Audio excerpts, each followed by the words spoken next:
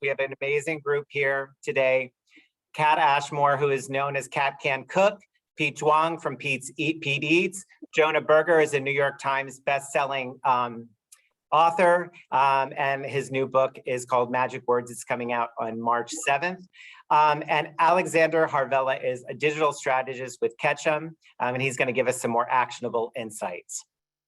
Okay, so the question that we have today, we're going to start broadly about food talk, why so many food trends start there, why TikTok is so influential. But the first question that we have is broadly about social influence and the impact that other people have on the decisions that we make. And Jonah, in your book, Invisible Influence, you really talk about that. You say, listen, what other people are doing are influencing the car that we drive or what we name our kids or where we go to eat. So can you just talk briefly about why we're so susceptible to social influence and the impact of others?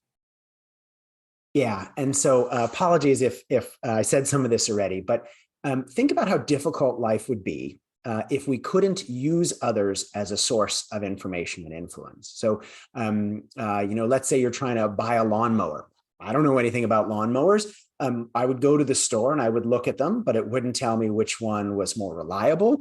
It wouldn't tell me which one might be better for the type of lawn I have. It would take a lot of work and a lot of effort to make a decision. And even if I did, I probably wouldn't make a very good one.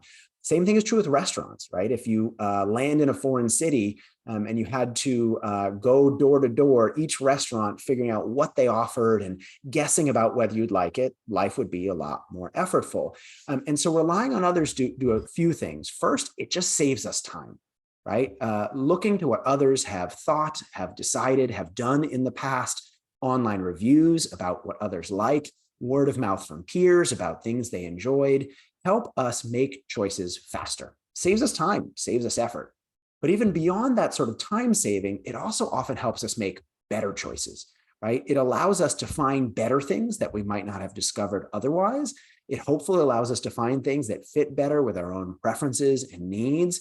And so in some sense, influence, relying on others, can be a shortcut, can allow us to take less time to get to better things. Now, I don't mean to suggest that influence is always perfect, right? Sometimes it leads us astray, but in general, it helps us in a variety of ways and makes our lives much easier. So Kat, building off of that, when we started talking, you have 2 million followers. Now we know you're fabulous, and that's one of the reasons why so many people follow you. But building off of what Jonah said about how people look to other people for advice, why do you think people look to you? What is the value that you're providing to your followers? I think that my approach has always been to bring a lot of humanity into my content. I think this day and age, and in 2023 on TikTok, really what sets people apart is what can you produce that no one else can directly replicate. And for me, that is really who I am as a person. I am my own brand's mascot, if you will. So I think that by having a real mutual affection with my community, having a really open dialogue where they feel like they're being listened to, they're being heard, they're asking questions, I'm responsive, it builds a level of trust. And I think that that's paramount. So trust is a critical component to the relationship that you build with your followers. Pete, just staying on this topic of influence, you're also a creator. I read a stat recently that 78% of Gen Zs cook, and probably to varying degrees of skill. Do you think that they're looking to you to help them to improve their cooking, to expand their repertoire, or is it both? What has your feedback been from your community? For me and my community, I feel like they love seeing my content because I make it look easy. That's first and foremost, and then which then saves them time, especially being, I feel like, from a younger generation. You're going to school, you're getting in between classes, you want to make something that's less than 20 minutes. So I do find that the viral videos that do get very popular are more of the videos that are less than 30 seconds, but also meals that I state in the video that you can make it in less than 20 minutes or something like that. And so those usually do very well. So anything that's quick, that makes things a little easier for people. You see that is something that that people look to you for. Right. I like to say that time is money. So we can be out there, doing so much more with our lives, but then by me being able to make these complicated recipes seem a little bit more easy and accessible, it kind of inspires people to be able to recreate them. Yeah, and especially the type of food that you cook, which is maybe, it's food that you grew up with, but it's not necessarily food that I grew up with, but I Right. love that type of food. So you create it and make it a little bit more accessible. Exactly. And so being able to create that bridge for people to have the taste of my culture and the comfort of their home, I think is really like a win-win for both sides and for myself in sharing my culture and my community and trying new things. So you're a cultural liaison to the TikTok. Yes, I would like to say so. All right, nice. So Alex, building off of this, harnessing influence is a real priority for brands. And how can they take these insights that we're hearing, trust, accessibility, that we're looking to other people for advice to save time, how can they take them and practically use them to drive influence for their own brands? There's so many great things that everybody's already said that made me so excited because I find TikTok to be so fascinating. And I think what the most pertinent thing everybody said that they had in common was this idea of focusing on your content. On TikTok, I think content is the most important thing. And what is fascinating about TikTok is that it's really even the playing field where you don't need a big following to go viral. They look more at engagement. They look more at views, and I think that in order to build a really good brand, it's not just putting out a video that's true to yourself. It's putting out something that people want to engage with and people want to comment on. One thing that a coworker said to me that I love is that in TikTok, the party's in the comments. So engaging with your audience is just as important as the content itself. So what content is, I think, is really extended beyond the video itself and really goes into the comments. And I think working with your audience, engaging them, asking them questions, commenting back, starting a dialogue, builds your brand in a way that takes it outside of your content itself and really proves the value within the circumstance that your video is living in. So all to say, I think that being yourself is really important, but extending what that is to interact with individuals is just as important.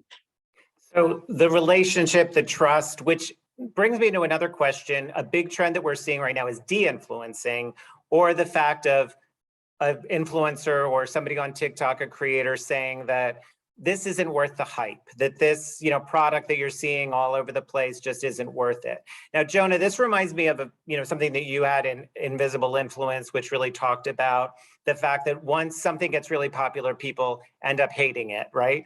So can you explain that a little bit more, and sort of why with influence, we also have this sort of counterpoint of de-influence? Well, I think we should say a couple things here. So first, I love the discussion of content. And I very much agree that TikTok has leveled the playing field and made it more about is the content something that's getting engagement. In my first book, Contagious, I talked all about why people share things and why people go viral and things go viral. And so it's a science-based framework. It's been great to see sort of the last 5 to 10 years of content go very much along the lines of what we identified in our research. So it's been great to see. I think in terms of de-influencing, a few things are happening. So first of all, people have something called reactance, right? We all like to feel like we are driving our own choices. And if we feel too much like others are pushing us in a particular way or trying to shape our behavior in some ways, we often push back. Basically have like an ingrained anti-persuasion radar. It detects when we're being persuaded and we avoid it, we ignore it. You delete an email, you change the channel when an ad comes on. If something feels too much like an influence attempt, we ignore it or we counter argue, we push back. I think as with many things though that have changed over time, people are being savvier about online influence, right? Originally, most of the posts were from peers, people saying, I love this because I've tried it and I liked it. then there was a wave of folks that were also getting paid to post, right? People were getting paid by a company or organization to say something in particular. And I think now people are more wary of saying, okay, is someone talking about this because they love it, like my friend would, which is great, and then I'll listen to them? Or is someone talking about this because they got paid to talk about it? And if that's the case, well, maybe it isn't as good as they're saying it is. Maybe I should be a bit more careful, right? So like an old example of this would be you're staying in a hotel and the hotel recommends a restaurant because they get a kickback. Well, now you're thinking, well, maybe they recommended that restaurant not because it's the best place in town, but because they get money back if they send me there. And so I think that's one thing underlying the de-influencing trend. I think another is, people realize that the online world is a little bit more varnished than everyday life is. It often can be a little bit like a highlights album. Here are the best things that have happened to me. Here's the wonderful world that I live in, where everything is perfect. And most of us, myself included, I wish I had that life, but life isn't actually always that perfect or that beautiful. And I think people have become more aware of that and started to push back saying, is this influence always helping me? Sometimes it certainly is. Sometimes it's helping me cook something faster, discover something new I never knew about, and broaden my palette and knowledge. But other times, is this leading me to buy something that maybe I don't need? Is this making me feel maybe lesser in some way about my own life? And so I think there's a little bit of a pushback. There's an awareness that much of this is good, but not all of it is. And so we need to be careful about when we're influenced and how we're influenced. Yeah, and we're going to get into a little bit more about content and TikTok itself, but Kat or Pete, I guess I just want to pose it to you. You talked a lot about trust and the trust that you have with your audience, followers and your community and how you build that. And so I guess, with this idea of de-influencing, or this sense of saying, since trust is so paramount and de-influencing seems to erode that trust, how do you react to that? Like, what do you do when you're getting a brand partnership or something like that? How do you evaluate it to make sure that you can, maintain that level of trust with your community? Kat, do you want to take that one? Sure. I think that, well, first of all, I never like to use the term, this product is for everyone, because no one considers themselves everyone. I like to get a little bit more granular with it. And I like to, sometimes I will almost do a little bit of an anti-sell, as in, if you're looking for something for a cake that is going to be really airy and light, this is not the cake for you. Not sort of providing some authenticity around, look, I'm not claiming that this is going to solve all of your problems. I am claiming that this is a really delicious cake if you like this type of cake. So I think talking to them in that way helps to give you some credibility. I also think I love what Jonah was saying about sort of the pushback when people are feeling like they're being sold to so hard and being influenced so hard. And so I think that's where my brand sponsorships, for instance, storytelling is a big part of my content, is a big part of my brand. And naturally weaving in the products into the storytelling means that it's not always, the product name and the logo is not always going to be in the first 3 seconds of that video, because on TikTok in particular, more so than Instagram, I would say, people are very sensitive to feeling right off the bat like they're being sold to. And because TikTok really prioritizes discoverability around interest rather than community, you have so many new eyes on your content every day. Oftentimes, a vast majority of your own followers right now are not seeing your own content. It's brand new people. They have no loyalty to you. They have no connection to you. So if something comes across their feed within the first 2 or 3 seconds, a brand logo, they're just swiping. They don't feel like they owe you anything. They don't even have a relationship with you yet half the time. So it's important for me to be providing some kind of value to them, whether it's, talking about a current issue that they can relate to and that they already have an interest in, or empathizing with them on some level, providing a recipe in addition to the advertisement. Something to draw them in beyond the product advertisement is really key to even getting them to finish the video. Yeah.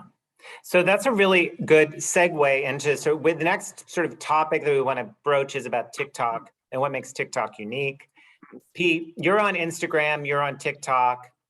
What are the differences for you as a creator?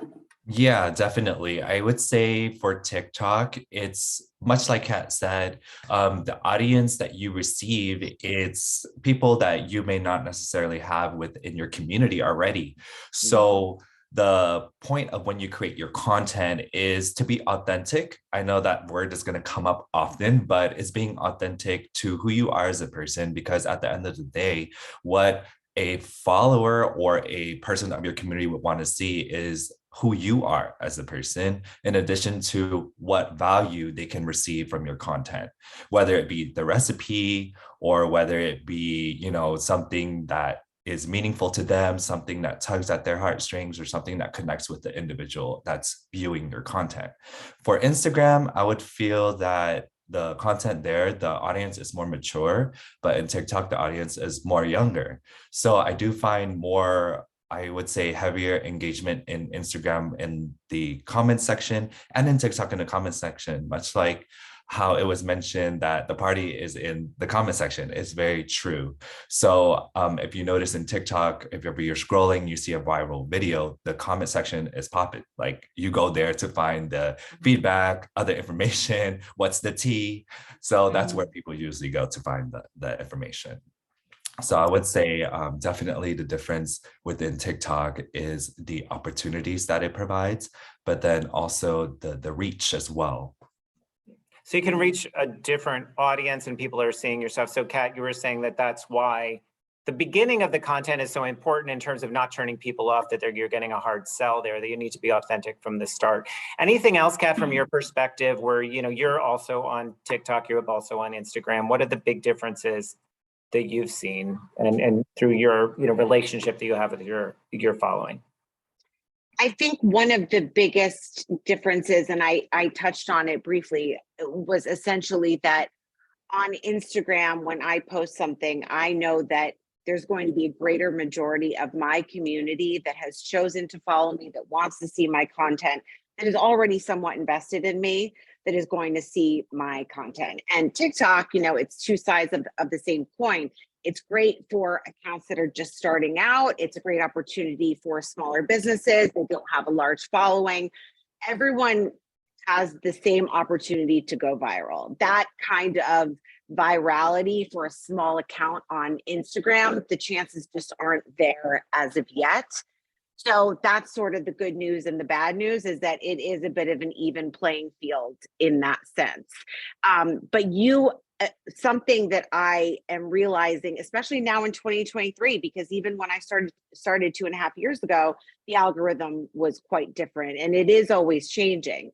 So something I'm finding now is that because there are more and more people that have never seen your content who are seeing your videos for the first time, I think stating your brand mission, how you make that person's life better, how you can add value to their life, it cannot be overstated, because you are going in front of so many new people that continuously in reintroducing yourself.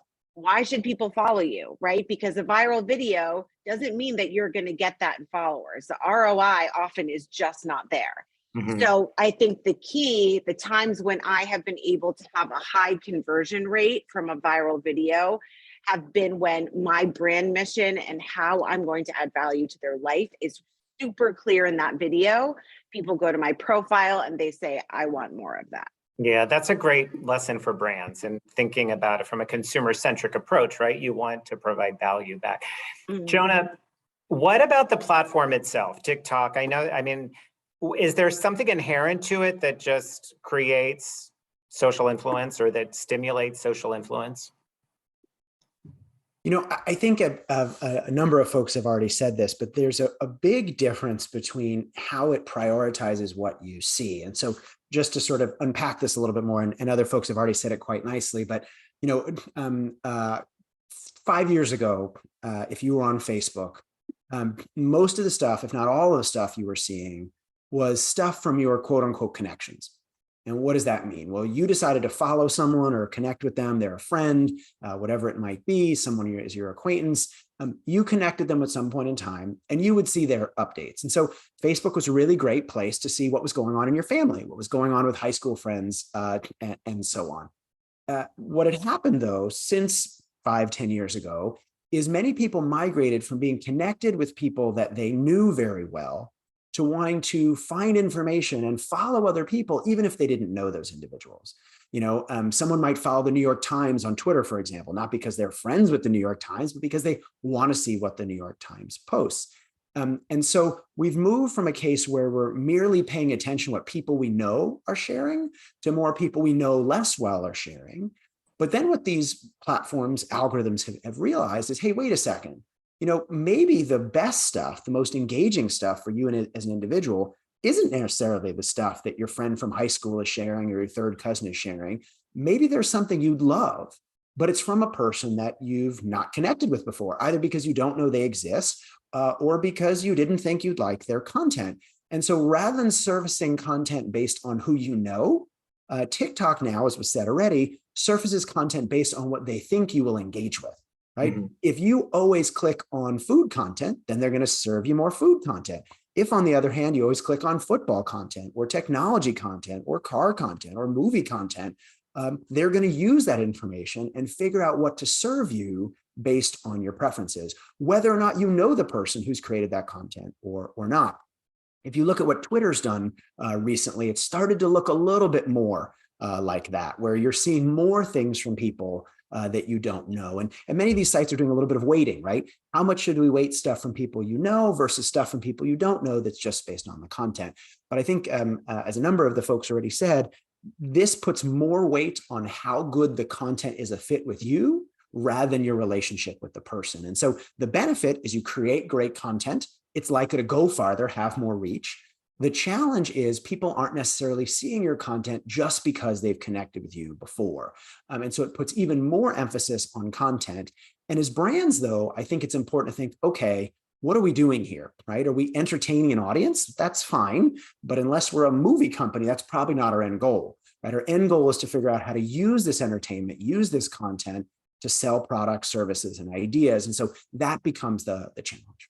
Yeah. And so, Alex, that's a good question for you then. What, bringing it back to the brands and bringing it back to the brand experience on TikTok, the fact that, so many people that aren't maybe following you or seeing your content, it's an opportunity, but it's also a responsibility. So how are brands screwing up? What are they doing wrong? Yeah, well, there's been so many great things that have been said. So let's reflect on this a bit. So I'm just getting so excited because everybody's making such good points. I think first and foremost, what we're all really driving home is that, the whole point of TikTok initially was to be entertained by strangers.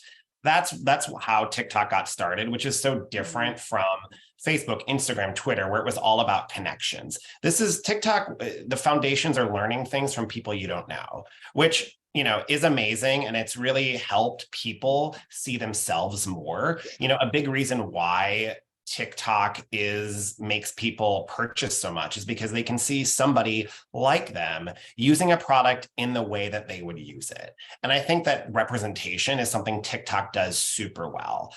How does TikTok do representation so well? Because at its core, TikTok is also is creator based. TikTok supports content above all. TikTok supports how people are interacting with it. And what that really means as a brand is that you can't really pay your way into TikTok. You need to cast interesting people and find ways for them to talk about your product, your brand, and I think this point was brought up that, you really don't have to stay in your lane as much. It's really all about how can these creators help you translate your brand goals, and again, this was just mentioned. What are your objectives? If your objective is to show how something is used, think outside of the normal realm of influencers that may just be in your industry. Maybe you could tap into a new audience by using somebody who's a little bit different. Maybe there's somebody who is popular on TikTok from dancing, and you could use them to show how your product would work in a cooking atmosphere. And that will expose you to a new audience, because at the end of the day, it's really all about what the creator is saying and how they're saying it. And one final point is that's why Gen Z loves this platform, because TikTok is based in authentic content and the authentic point of view behind sharing knowledge, and I feel like authenticity, like as a marketer, it's honestly a word that I don't really like, because everybody's like, we need to be authentic. But like, what does that really mean? For Gen Z, it means being your full self on this platform and saying what you feel, and I think that we see that with the content that performs the best. It's very unpolished, very much prioritizes a POV over anything else. Yeah, so but I love this because I think it gets back into the next conversation that we want to have, which is about the content itself and why certain content performs better than other content. Kat, I know that your Hungry Lady salads sort of took off, right? And can you tell us a little bit about that journey, and were you surprised by that? What do you think resonates with people about these salads, or about this whole, kind of platform that you have that really just went crazy? I was a little bit surprised. I mean, I knew that the series would probably do well, but truthfully, I didn't even start out to do a Hungry Lady salad series. Essentially, it was early January, and we were seeing all of this new year, new you content, right? That everybody kind of jumps on. And it was feeling just sort of kind of stale to me and a little boring, and a lot of people talking about all the things we shouldn't be eating, and kind of felt really restrictive. And I found myself going, okay, if I'm feeling this way, imagine how everybody else is feeling. And so I sort of haphazardly called one of my recipes the Hungry Lady salad, because it was a meal in a bowl salad. It was abundant, lots of color and texture, and just really kind of voluptuous food. I probably would have. I love the branding, but I really didn't even think about the branding around this series, because I just kind of threw it out there. Little did I know that would become like the hashtag to follow me around probably for the rest of my life. But before I knew it, everybody was making this salad. It had like 8 million views within a couple of days. And I threw out all of my content that I had already shot for January and early February. And I just said, I guess we're making this a series. Like, when the wave comes on TikTok, you have got to ride it, and you've got to ride it hard, because you don't know when the next wave is going to come. So I pumped out, I mean, my poor family, they were like, salad again, but I pumped out so many salads during this time period, and people were just so excited about it because they felt like I saw them. I told the story of how I thought of this. And I'm like, I was annoyed for all of you, because if you're not keto or vegan or paleo or this, like, you're just getting kind of left behind. And so I want to really be talking about all of the things we can be excited about. I also kind of said to myself, okay, we are, current events. We are coming off of a couple of years of a lot of restrictions being placed on us in all areas of our life. So people probably want to hear about is more restrictions being placed on food. So I'm going to kind of go in the opposite direction and make people feel really free within their food choices and within their meals for their family. So a few different things went into it, but yeah, it's been quite a wave. The cultural environment, everything, and also just, you went in a direction that other people weren't going in, and gave permission to eat, which is a really, it's a wonderful thing that we all enjoy doing. Pete, I guess the question for you also had a very similar experience. You had a chili garlic noodle that went, kind of crazy, and that sort of made you take off too. Was that shocking? Was it surprising? Tell us a little bit about your journey and the content itself, and what is it about the content that's performing, so strongly? Yeah, like Kat said, first and foremost, when you have your viral wave, you kind of want to ride it because your videos are being shown more in the algorithm. And so you kind of want to pump out content, as she mentioned. But for me, I think my viral videos, I feel incorporate some bits and pieces of ASMR. So within like the first 3 seconds, first 5 seconds, you hear like a nice crunch or me slurping up some soup or something like that, where someone's like, what is that? I want to try to make that because it sounds so good. So for a good example is my crispy salmon rice bites. This is a popular dish that you can get at a famous restaurant called Nobu, but I made it accessible at home.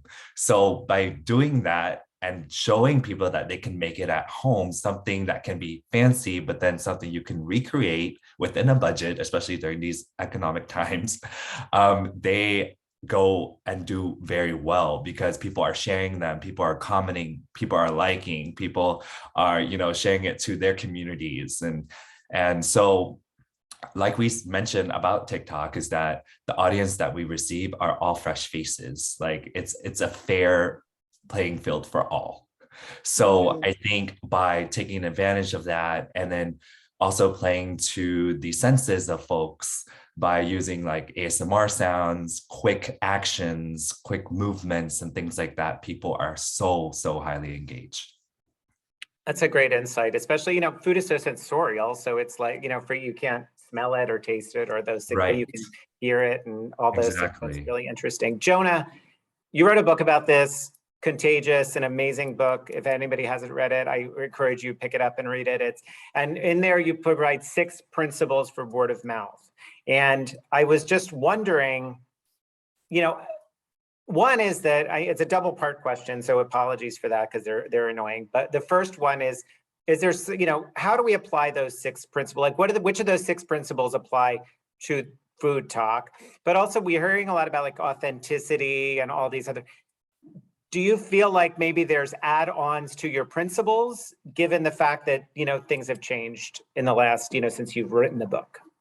Yeah, I mean, I think what's interesting is some things have changed, right? So the platforms we're using more have changed. The time we spend online has changed, but the psychology of why we share things hasn't changed, right? I mean, we've been sharing things for thousands of years. We've only recently started sharing them online. We've even more recently started sharing them on TikTok. Does the platform matter? Certainly, but the motivations, the underlying reasons why we share things are very much the same. And so, first of all, just what are those 6 drivers of sharing? In Contagious, I put them in a framework called the steps, and that stands for the S is social currency. The T is triggers, the E is emotion, the P is public, the next P is practical value, and the last thing is stories. And so these 6 factors, we've looked at thousands of pieces of online content, tens of thousands of brands, millions of purchases across the US and around the world. We see these factors come up again and again. And so in terms of, what's driving content on TikTok. And I love, by the way, the story of the families going salads again, but you have to ride the wave and sort of what you're going to be known for. I think what things like the steps help us understand is there are principles that on average work. Just like if you understand the science of hitting, you can be a better baseball player. If you understand how visual arts work, you can design things more effectively. Same thing. If you understand the science behind why people share, right, you can make your stuff more likely to be shared.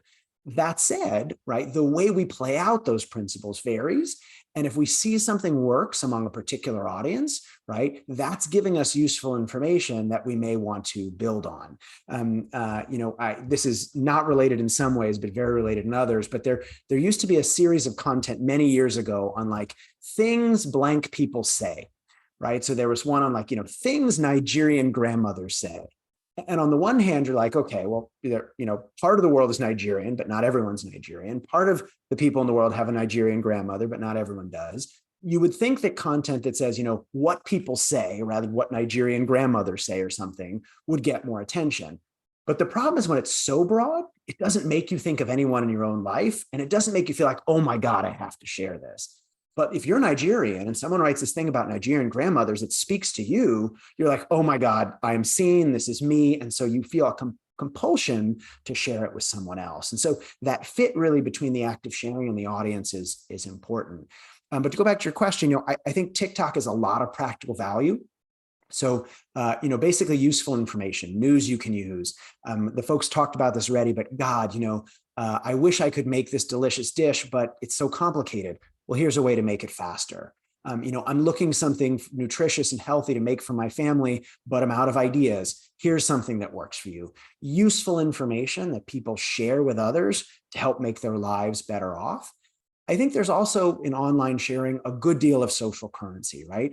We don't just share things because they're useful. We share things based on what they reflect about us, right? And the more sharing something makes me look good, more likely I am to share it, right? If I'm early on a new trend, if I know about something that not everyone else does, if sharing something makes me look smart, special, or in the know, I'm more likely to do it. And so, if I come across a tip for cooking something faster, not only is that useful, but man, it makes me look really good to share it with other people because I'm helping make their lives better. And so I'm more likely to share it. So I think it's certainly a lot of social currency, which is the S, certainly a lot of P, practical value. I also think there's some emotion and some stories, certainly high arousal emotion, being amazed that something is possible. Like, who knew that this was a tip to do something? Or can you believe this works? Stuff like that. Emotion can certainly play out as well, but social currency and practical value are two of the big drivers. Got it. Thank you for that. That's super helpful. Now, Alex, question for you. When brands are thinking about a content strategy, what are ways that they can apply some of these insights to make sure that their content is coming across as authentic and useful and, leveraging the P's that Jonah just talked about? I love that question. And I think, as we keep saying, content on TikTok is so important. And at the end of the day, TikTok is a platform where creativity and self-expression come together to create really good content, So I think as part of a content strategy, you really need to think about your audience and think less about you. Like, it's all about what value are you adding to your audience? And value can look so many different ways. I think the Hungry Girl salad, the value there was that tapped into a visceral emotion that people feel. I'm hungry and I need something, and I think that just this honest, essentially what those videos did was say things that people were a little too afraid to say in a way that they were ready to hear, and that's adding value right there. It makes people feel like they can eat, which I love feeling that way all the time. And then with Pete talking about the crispy salmon rice bites, I think what that offered was entertainment and education together. Dare I say edutainment? Sorry. Love a good word. And people really enjoy that, from a standpoint of just seeing that they can do it. It's, again, this accessibility, which I think says a lot about the economy we're in as well. It's like we are directly related to what surrounds us. So I think right now, the fact that, we're all watching our finances, things are a lot harder. Having some of these, dupe culture, I think is really helpful, and I think honestly, that also plays back into de-influencing, which is really just prioritizing what people need in this economy and area that we're in. And to make a long story longer, all of these connect with value. That's what I would think too. It's like, what do you want to offer to your consumer? Are you trying to entertain them? Then jump on a viral sound, do something that's really cool with a filter. Are you trying to educate them and then collaborate with somebody? Are you trying to expand reach? Again, it's like, if you want to have the best solution, you need to fall in love with the problem. And you fall in love with the problem by defining the audience. Okay, so audience-centric, set your objective, build content that reaches them and provides them with value. I think that's really terrific feedback. Thank you. No wonder you're a digital strategist, Alex. You're doing a great job. So one of the questions that we got in the chat, Pete, is that a real kitchen behind you? Because it looks so perfect. No, it's not. I wish it No, was it's from not. the kitchen though. Is that your aesthetic though? Is that what you're, kind That's of? my aesthetic, All right. light and bright. Love it. All right. So let's talk a little bit about brands and the relationship that you have with brands, when it works well, when it doesn't work well. Pete and Kat, you both do a lot of branded partnerships. We have brands on the phone or on the line here who are, looking to work with creators. When does it work well? Like, can you explain a little bit more about why a relationship with a brand and when that brand relationship is singing versus, maybe a little bit more challenging? Kat, do you want to start us out? Definitely. So I have found over time that, and this has already been touched on, but really it comes down to people need to be able to trust that you mean what you say about the product and that you're actually using the product. And again, because on TikTok, you are reaching so many new people every time you post something. The importance of having value to your video. So for me, it often comes in the form of presenting a recipe. So this person might see this food close up that looks amazing. They might not know the brand or care about the brand, but they'll stick around because they want the recipe. So just increasing your chances of people being interested in your video by supplying them with something other than the brand advertisement only. I also find that long-term partnerships far do better than one-off, because you are showing a real cadence where, it takes, I don't know the exact statistics, I'm sure Jonah does, but whether it's 3 times of someone seeing you use something or 4 or 5, but it takes repeat number of times for someone to see you using something before they start going, okay, now I'm starting to believe that she actually likes this product, right? So the times that I have done 9-month partnerships, 12-month partnerships, never run out of content. We actually show all of the different ways that this food can be used, that this product can be used. Those tend to be a really nice way to just show a genuine relationship to your community and beyond. And to your point is also, it becomes more authentic that way when you have that long-term relationship. I understand. Yep. And I'll just shout out too that something that I tend to do is I will do not even contract, but I'll do a little preview or at least show the product in some way naturally prior to the campaign even starting oftentimes, so that it's not just all of a sudden the first time that I'm ever talking about this type of thing, because that can feel a little strange to people. Pete, what about you? When is the brand relationship worked well? And what is your advice to brands who are looking to work with creators? Yeah, so the key word here, I think, is honing in on authenticity. For me, I've worked with numerous brands, and there's certain objectives that the brand wants, obviously. But there's also, when you're entrusting the brand to partner with you as a creator, there should be some form of creative freedom as well, so that the creator can kind of find their own way to pitch the product or integrate it seamlessly into their content. Like Kat said, we are food content creators. So how I integrate brands is through my recipes or through everyday lifestyle, where it is seamless or it's not truly seeming like an ad.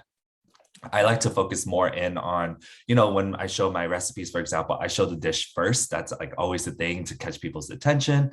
And then I follow up, this is how I made it. This is what I used. And I point out key facts or key things about the product that I really enjoy, or it's something that I really do genuinely use and love. But because I have had experiences with brands where you have to basically follow the call to action, the certain keywords, things like that, that feel a little bit more cookie cutter. And those are some things that I feel that as the brand need to entrust in the creator to allow us to have some freedom, but still get the point across that this product, this brand is amazing. And as creators as well, I know I can't speak for Kat, but for myself, I don't ever work with a brand that I know doesn't fit within my niche, or I know that I don't enjoy. So I think that's something also to keep in mind. I think we got one question really about that, that's sort of building off of it, which is when you, as in creators who work with brands, what are some things that brands have done that provide added value or want to keep you engaged as a partner potentially working together in the future? What are, is it just the freedom to provide, content as you see fit, or what is what makes a long-term relationship work? I think for me, the long-term relationship works when we build that relationship with the brand, but then also as a creator, we truly believe in the brand itself. And like Kat mentioned earlier, those long-term opportunities to acquaint our community to the brand and have them be aware, like, hey, we actually use this. Like, we're not just pitching this as because it's an ad or you see paid logo on the video. It's something we genuinely believe in. So I think that's something that is important, that long-term partnerships do work better than the one-offs, because oftentimes you see it one time and it's just like, oh, that just happened. And your audience just takes it for what it is in that moment. And then it just dissipates. Yeah, Kat, anything to add on added value, things that brands can do to promote these or preserve these long-term relationships with creators? Sure. I think having some creative freedom, of course, there needs to be, key points and key selling points hit within the piece of content, but allowing the creator to really make it their own, to provide something unique, to have some creative freedom around it, I think is really important, especially when you're looking at, monthly content or bi-weekly content.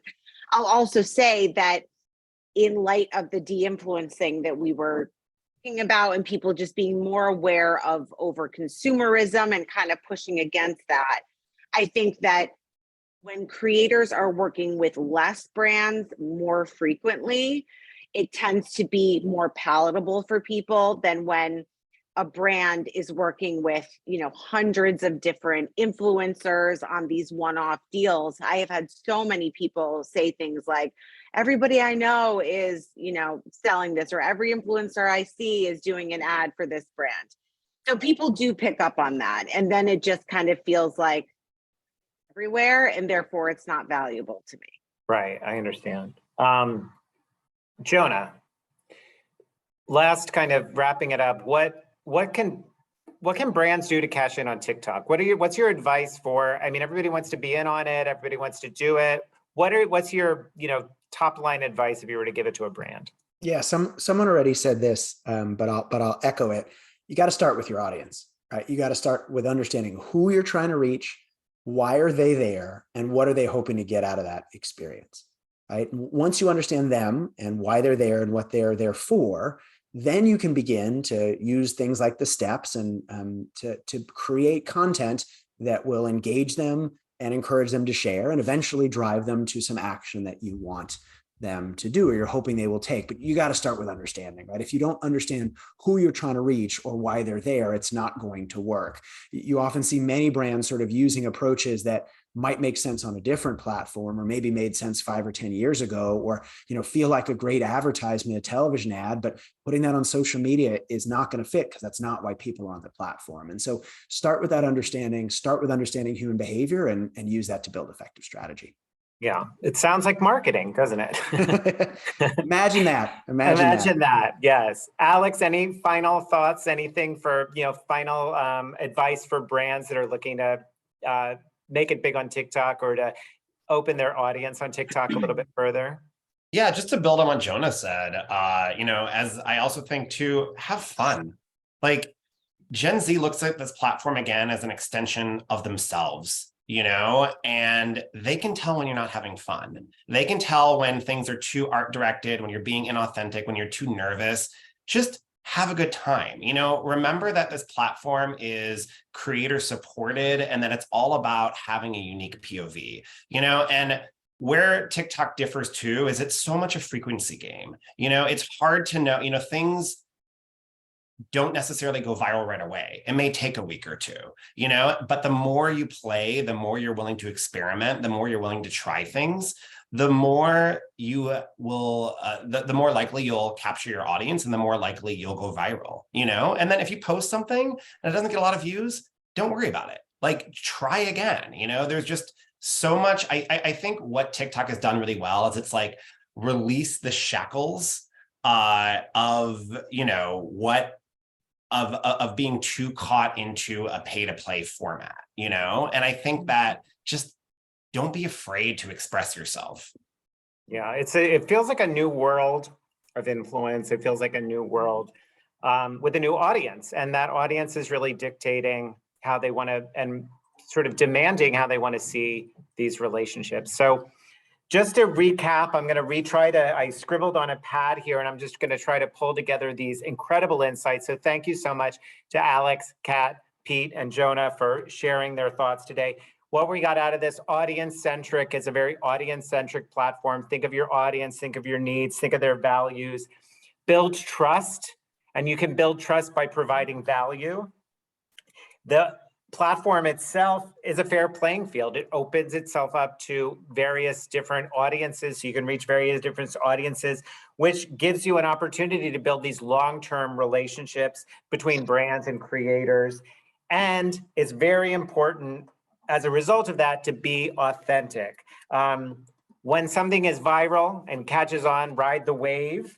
And then also, really specificity is something that is shareable. So making sure you understand your audience, providing something that's specific to them. We saw the Hungry Lady salads. I love the Nigerian grandmother's example there. Those types of things are very shareable. Thank you so much to everybody who joined today, for listening in, for sticking with us through our technical difficulties, and we'll talk to you soon. Thanks so much. Thank you. Bye. Thanks. Bye. Thanks, everyone.